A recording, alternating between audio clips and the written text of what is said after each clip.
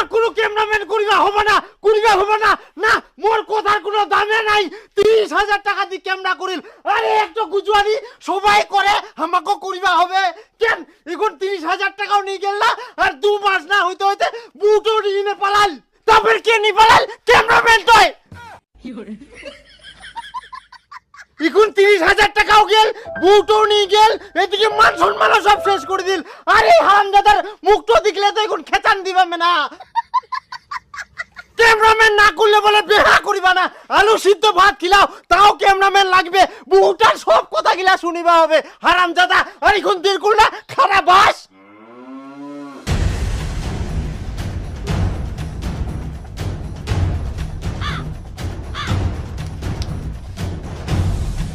আরে বউটা তো পালাই গেল, এখন এই অ্যালবামটা ধরে শুতে থাকিস।